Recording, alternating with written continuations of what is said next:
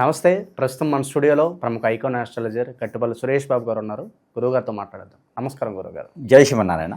June మాసంలో కన్యా రాశి వారి పరిస్థితి ఏ విధంగా ఉండబోతుంది గురుగారు? ప్రజెంట్ ఉన్న గ్రహస్థితి బట్టి ఎలాంటి జాగ్రత్తలు, రెమెడీస్ వీళ్ళు పాటించాలి? మనము ఈ ఒక 2025 సంవత్సరం జూన్ మాసం, ఈ జూన్ మాసం వచ్చేటప్పటికి ఏమైందంటే మనకి 2025 సంవత్సరం రాగానే ద్వాదశ రాశుల వారందరూ కూడా కుడియడంగా ప్రెడిక్షన్స్ అయితే కనిపిస్తూ ఉన్నాయి.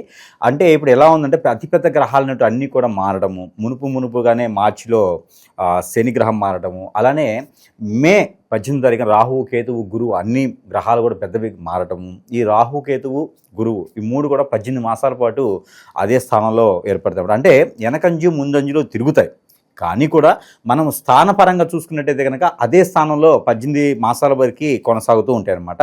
అలానే రవి భగవానుడికి మారటము, అలానే పోయినటువంటి మే మాసంలో ఈ గ్రహాలన్నీ కూడా సానుకూలంగా ఉండటము. ఇక కన్యా రాశి వారి గురించి చూసినట్టయితే కనుక ఈ గ్రహాల మార్పిడి కారణంగా కన్యా రాశి వారికి అనూహ్యమైనటువంటి వాతావరణం ఏర్పడుతుంది. అంటే గత 2.5 సంవత్సరాలుగా చూసినట్లయితే కన్యా రాశి వారికి కొంతమేర బాగుంది అని చెప్పుకోవచ్చు. అందులోనూ ఈ యొక్క 2025 సంవత్సరంలో కన్యా రాశి వారికి అద్భుతమైనటువంటి ప్రతిఫలాలు కనిపిస్తూ ఉన్నాయి కొంతగా. అందులోనూ ఈ కన్యా రాశి వారికి గోచార ప్రకారంగా కూడా బుధ మహాదశ కావచ్చు, బుధ అంతర్దశ కావచ్చు, శుక్ర అంతర్దశ కావచ్చు, రవి అంతర్దశ కావచ్చు, ఇలాంటి దశలు ఏమన్నా వారికి కొనసాగుతుంటే కనుక ఖచ్చితంగా ఇంకా వారు పై స్థాయికి వెళ్ళేటువంటి అవకాశాలు అయితే ఖచ్చితంగా మెండుగా ఉన్నాయని చెప్పొచ్చు. అలానే పెళ్ళిళ్ళు కానటువంటి వారు ఎవరైనా ఉంటే కనుక కన్యారాశి వారికి ఈ మాసంలో ఎక్కువ వయసు వచ్చినా, ఎంత ఏజ్ ఉన్నప్పటికీ కూడా ప్రయత్నాలు చేసి అలసిపోయినటువంటి కన్యారాశి వారు ఎవరైనా ఉంటే ఈ జూన్ మాసం 17వ తారీఖు తర్వాత ప్రయత్నం చేసినట్టయితే కనుక ఖచ్చితంగా పెళ్లి సంబంధాలు కుదిరేటువంటి అవకాశాలు అయితే మెండుగా కనపడుతూ ఉన్నాయి. అదే కన్యారాశిలో పుట్టినటువంటి పురుషుడు అనుకోండి, తూర్పు దిశ నుంచి వచ్చేటువంటి సంబంధం, దక్షిణ దిశ నుంచి వచ్చేటువంటి సంబంధాలు, అలానే అమ్మాయి అయితే కనుక దక్షిణ దిశ నుంచి వచ్చే సంబంధాలు, ఉత్తర దిశ నుంచి వచ్చేటువంటి సంబంధాలు అయితే ఖచ్చితంగా వారికి కనపడుతూ ఉన్నాయి. 17వ తారీఖు తర్వాత, జూన్ 17 తర్వాత ప్రయత్నం చేసుకోవాలి.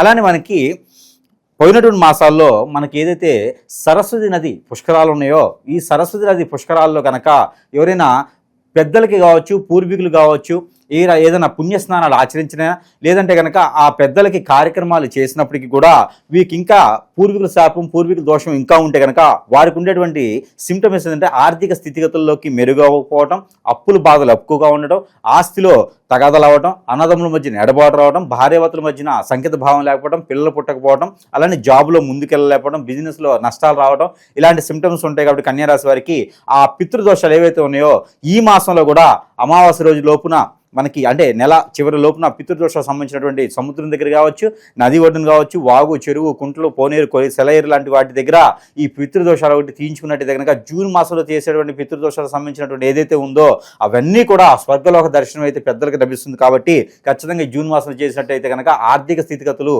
అలానే మెండుగా ఉంటాయి. జాబుల వెసులుబాట్లు కూడా చాలా బాగుంటాయి. గ్రహాల యొక్క స్థితిగతులు అన్నీ కూడా చాలా సానుకూలంగా కనిపిస్తూ ఉన్నాయి. వీరికి వచ్చేసి జూన్ 2వ తారీఖు నుంచి జూన్ 27వ తారీఖు వరకు కూడా వీరికి వచ్చేసి బుధ మహర్దశ అనేది మొదలవుతుంది. అంటే వీరి వాక్కు చౌర్యం, అంటే కన్యారాశి వారు ఏదైనా మాట్లాడితే కూడా అది నిజమవ్వచ్చు. కన్యారాశి వారి మాటలతోనే డబ్బు సంపాదించే విధి విధానాలు కూడా ఖచ్చితంగా చెప్పవచ్చు. పెట్టుబడి లేనటువంటి వ్యాపారాలు, పెట్టుబడి లేనటువంటి జాబులు చేసుకుంటే మరీ మంచిది. ఎవరిని నమ్మేసి వీసాకు సంబంధించినటువంటి ఇంటర్వ్యూకి సంబంధించిన డబ్బులు కట్టడం కానీ, ఇన్స్టిట్యూట్లో డబ్బులు కట్టడం కానీ, కన్సల్టెన్సీ డబ్బులు ఇవ్వడం కానీ చేస్తే ఖచ్చితంగా మోసపోయేదానికే ఉంటుందని చెప్పొచ్చు. ఎయిర్లైన్స్, మిలిటరీ వాటి దాంట్లో ఖచ్చితంగా రాణించడానికి బాగుంటుంది. అలానే గ్రూప్ 1, గ్రూప్ 2, గ్రూప్ 3 పరీక్షలు ఎవరైనా రాసి ఉంటే కనుక ఏదైనా చదువుకోవాలనుకుంటే కూడా వీరికి జూన్ 2వ తారీఖు తర్వాత అద్భుతమైనటువంటి ప్రతిఫలాలు వీరికి కనిపిస్తూ ఉన్నాయి. ఇంకా మందబుద్ధి కానీ, మతిమూర్పు కానీ, మైండ్ లేనటువంటి వారు కానీ ఇంకెవరైనా ఉంటే కనుక వారందరూ కూడా సుబ్రహ్మణ్య స్వామి వారికి ఆరాధన చేసుకోవడం, పూజ చేసుకోవడం, హోమం చేసుకోవడం, జపం చేసుకోవడం ద్వారా వీరికి మంచి జరుగుతూ ఉంది. ఆర్థిక స్థితిగతులు అన్నీ కూడా వీరికి ఖచ్చితంగా నెరవేరేదానికి అవకాశాలు ఉన్నాయి. అప్పులు ఇచ్చి ఉంటే కనుక అవి వసూలు చేసుకునే దానికి జూన్ 12వ తారీఖు తర్వాత అడిగే ప్రయత్నం చేస్తే ఖచ్చితంగా తగాదాలు అవ్వకుండా డబ్బులు వచ్చేటువంటి మార్గాలు అయితే ఖచ్చితంగా కనిపిస్తూ ఉన్నాయి. ఇకపోతే వీరు కొత్తగా ఏదైనా వ్యాపారం మొదలుపెట్టాలంటే కనుక ఈ యొక్క కన్యా రాశి వారు ఈ జూన్ మాసంలో వ్యాపారం మొదలుపెట్టాలంటే 22వ తారీఖు తర్వాత ఓపెనింగ్ చేసుకోవచ్చు. పార్ట్నర్షిప్ వ్యాపారాలు కన్యా రాశి వారికి ఎప్పటికీ పనికిరావు, ఏ నక్షత్రంలో పుట్టినప్పటికీ కూడా. ఇకపోతే కన్యారాశి వారికి విదేశీయానానికి కూడా కొంత అనుకూలంగా అయితే కనబడుతోంది. 18వ తారీఖు తర్వాత ప్రయత్నం చేసుకోవచ్చు. ఈ జాబ్లో వెసులుబాట్లు అంటే 18వ తారీఖు తర్వాత ప్రయత్నం చేసుకోవచ్చు. ఇకపోతే వాహనం కొనుగోలు కానీ, లేకపోతే స్థలాల కొనుగోలు కానీ, లేకపోతే గృహ కొనుగోలు కానీ ఏదైనా చేయాలనుకుంటే కనుక ఈ మాసం అంతగా అనుకూలంగా అయితే లేదు. రియల్ ఎస్టేట్ రంగంలో కూడా కొంత అనుకూలత కనపడట్లేదు. ఇకపోతే వీరికి ఆరోగ్య సమస్యలు అయితే స్టమక్ రిలేటెడ్ ప్రాబ్లమ్స్, నరాలకు సంబంధించిన ప్రాబ్లమ్స్ వచ్చేటువంటి అవకాశాలు ఉన్నాయి. కాబట్టి దానికి తగ్గటువంటి ప్రికాషన్స్ తీసుకుంటే మరి మంచి కనిపిస్తూ ఉంది కన్యారాశి వారికి. ఇక ఎవరన్నా కొన్ని పనులు గతంలో ప్రారంభించి కదలక ముందుకే అక్కడే ఉండిపోయి చాలా ఇబ్బందులు పడుతూ ఉంటారు గురుగారు, వాళ్ళ పరిస్థితి ఎలా ఉంటుంది? అంటే పెండింగ్లో ఉన్న పనులు పూర్తి అవకాశం ఎంతవరకు కనిపిస్తుంది? అలానే కోర్టులో కనుక ఏదైనా విషయాలు ఉంటాయి అవి కూడా పెండింగ్లో అట్లానే కొనసాగేటువంటి అవకాశాలు అయితే జూన్ మాసం మొత్తం కూడా కనిపిస్తూ ఉన్నాయి కన్యారాశి వారికి. అలానే పెండింగ్లో ఉన్నటువంటి పనులు ఎప్పుడో మొదలు పెట్టేసి ఇల్లు కావచ్చు, పంట భూములు కావచ్చు, లేకపోతే ఏదైనా కొత్త కార్యక్రమాలు కావచ్చు, సడన్గా మధ్యలో ఆగిపోయినటువంటి సందర్భంలో ఉన్నటువంటి కార్యక్రమాలు ఏవైతే ఉన్నాయో ఆ ముఖ్యమైన పనులు ఈ జూన్ మాసంలో మొదలు పెట్టుకోవచ్చు. అయితే ఎప్పుడు మొదలు పెట్టుకోవచ్చు అంటే అమావాస్య తర్వాత మాత్రమే, అంటే జూన్ నెల చివరి తర్వాత మాత్రమే, 26, 27 తారీఖు తర్వాత మాత్రమే అవి ముందుకి కొనసాగేటువంటి ఆలోచన అయితే కనపడుతూ ఉంది. ఇకపోతే వీరికి అన్ని రకాల గ్రహాలు కూడా ఇంకా సానుకూలంగా అనుకూలతగా ఉండాలి అంటే కనుక వీరికి బుధాదిత్య యోగం కూడా కనపడుతూ ఉంది. జూన్ 2వ తారీఖు నుంచి 28వ తారీఖు 29వ తారీఖు వరకు కూడా ఉదయం 4:52 వరకు బుధాదిత్య యోగం అయితే వీరికి కనబడుతూ ఉంది. కాబట్టి ఈ బుధాదిత్య యోగంలో డబ్బు సంపాదించాలి అంటే, ఎవరికైనా సలహాలు ఇవ్వాలంటే, ఏదైనా పొలిటీషియన్గా ఎదగాలంటే కూడా వీరు ప్రయత్నపూర్వకంగా వీరికి ఆలోచన ఉంటుంది. వీరికి ఉన్నటువంటి గ్రహస్థితి ప్రకారం కూడా వీరి గోచార ప్రకారంగా చూసేటువంటి ఆ దశాంతర దశలు కూడా వీరు చూసుకొని పరిగణలో తీసుకోవాలి. ఇంకా వీరు అనుకున్నటువంటి సాధించుకోవాలనుకుంటే కనుక దగ్గరలో ఉన్నటువంటి గురువు గారికి ఎక్కడైనా సమర్పించుకొని అక్కడ సందర్శించుకొని అక్కడ వారిని అడిగితే మంచి పరిహారం అనేది తీసుకొని వీరు ఇంకేదైనా ముందుకెళ్ళేదానికి ఆలోచన చేసుకోవచ్చు. ఇక చివరిగా మనకి ఈ కన్యారాశి వారికి అన్ని రకాల గ్రహాలు కూడా సానుకూలంగా ఉండాలి, అన్ని రకాల గ్రహాలు కూడా వీరికి అనుకూలంగా ఉండాలి. ఇంకా శని గ్రహం కావచ్చు, శుక్రగ్రహం కావచ్చు, కలత్ర దోషాలకి కుజగ్రహం రావచ్చు, ఇవన్నీ కూడా సానుకూలంగా ఉండాలంటే కనుక చిన్న చిన్న పరిహారాలు చేసుకోవాలి. ముఖ్యంగా పరిహారాల ముందుగా వీరికి కలిసి వచ్చేటువంటి రోజు మంగళవారం, అలానే శనివారం, ఈ 2 వారాలు కూడా జూన్ మాసం మొత్తం కూడా వీరికి బాగా కలిసి వస్తుంది. వీరికి కలిసి వచ్చేటువంటి కలర్ ఒక్కసారి కలర్, అలానే రెడ్ కలర్, 2 కూడా వీరికి చాలా బాగా కలిసి వస్తుంది. వీరికి కలిసి వచ్చే నెంబర్ 8, 4 వీరికి బాగా కలిసి వస్తుంది జూన్ మాసం మొత్తం కూడా. ఇకపోతే వీరికి కలిసి వచ్చేటువంటి లక్కీ నెంబర్ కూడా మీకు చెప్పడం జరిగింది. కాబట్టి వీరికి కలిసి వచ్చేటువంటి పరిహారాలు వచ్చేసి మనం ముందుగా అనుకున్నటువంటి సుబ్రహ్మణ్య స్వామి వారికి అభిషేకం, అర్చన, ఆరాధన, హోమం ఏదైనా సరే వీరు చేసుకోవచ్చు. 5 కొబ్బరికాయలు, నారికేళములు 5 సమర్పించి, ఒక చిప్ప కూడా ఇంటికి తెచ్చుకోకూడదు, అక్కడ సమర్పించేసుకోవాలి. సుబ్రహ్మణ్య స్వామి కానీ నాగపటేల దగ్గర కానీ చేసుకోవచ్చు.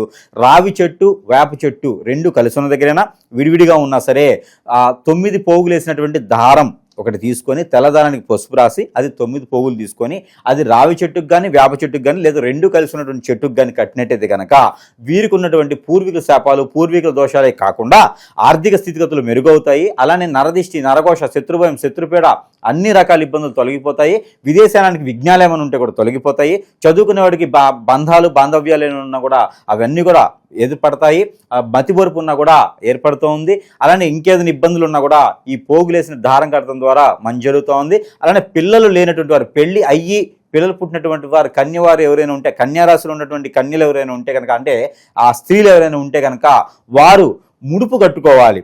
ఎవరికి కట్టుకోవాలంటే లక్ష్మీ నరసింహస్వామికి ముడుపు కట్టుకోవాలి. అది ఎప్పుడంటే జూన్ 12వ తారీఖు నుంచి 22వ తారీఖు లోపున కనుక ముడుపు కట్టుకున్నట్టయితే, సమీప దూరంలో ఉన్నటువంటి లక్ష్మీ నరసింహస్వామి ఆలయంలో ముడుపు కట్టినట్టయితే కనుక ఖచ్చితంగా ఉన్నటువంటి వారికి రానున్నటువంటి కాలంలో పిల్లలు పుట్టేటువంటి అవకాశం కూడా కనిపిస్తుంది. కాబట్టి ఈ మార పరిహారం చేసుకోవాలి. ఇకపోతే వీరు అందరూ కూడా చేయాల్సినటువంటి పరిహారం ఏంటంటే, ప్రతిరోజు కూడా తెల్ల ఆవాలను దొరుకుతాయి, అలానే నల్ల మిరియాలు అని దొరుకుతాయి. నల్ల మిరియాలు ఒక 5, తెల్ల ఆవాలు ఒక చిటికెడు తీసుకొని ఆ 2 కూడా కలగలికి దిష్టి తీసుకుంటే కనుక రాహువు, కేతువు, అలానే కుజగ్రహము ఈ ఒక శాంతి పలికేదానికి ఆస్కారం కనిపిస్తూ ఉంది. అలానే మనకి పచ్చకర్పూరం, ముద్ద కర్పూరం, హారతి కర్పూరం దొరుకుతాయి. వీటిలో ఏదైనా సరే బిళ్ళ కర్పూరం అయితే ఒక 5 బిళ్ళలు అవైతే ఒకటి తీసుకొని అవన్నీ కూడా మన చుట్టూతో ఒక 7 సార్లు క్లాక్ వైజ్గా దిష్టి తీసేసుకొని, తల దగ్గర నుంచి కాలు వరకు క్లాక్ వైజ్గా దిష్టి తీసుకొని అది కాల్చినట్టయితే కనుక ఇది కనీసం వారంలో ఒక రోజు చేయాలి. బుధవారం సాయంత్రం చేస్తే మరీ మంచిది, లేదా శనివారం అయినా చేసుకోవచ్చు. అలా చేయడం ద్వారా వీరికి ఉన్నటువంటి నరదిష్టి, నరఘోష కూడా తొలగిపోయేదానికి ఆస్కారం కనబడుతూ ఉంది. ఆరోగ్య స్థితిగతులు కూడా వీరికి మెరుగయ్యేదానికి కనబడుతూ ఉంది. ఇకపోతే వీరికి ప్రతి నెలలో లాగానే గ్రహాలు సానుకూలంగా ఉండేందుకు నెంబర్ కూడా ఇవ్వడం జరుగుతోంది. అందుకు మూలంగా వీరికి కన్యారాశి వారు ప్రతిరోజు పారాయణంగా చేసుకోవాల్సిన నెంబర్ 6943-256 6943-256. ఇది వచ్చేసి వీరు 325 సార్లు పారాయణం చేసుకోవాలి. ప్రతిరోజు కూడా డ్రై ఫ్రూట్స్ ఏమైనా ఉంటే చేతిలో పెట్టుకొని పారాయణం చేసుకున్నట్టయితే కనుక అద్భుతమైనటువంటి ప్రతిఫలాలు వీరికి కనబడతాయి. ఇది ఈ కన్యారాశి వారి యొక్క ప్రెడిక్షన్. సో ఓవరాల్గా ఈ జూన్ మాసంలో కన్యా రాశి వారికి ఎలా ఉండబోతుందో చాలా బాగా వివరించారు గురుగారు. ధన్యవాదాలు.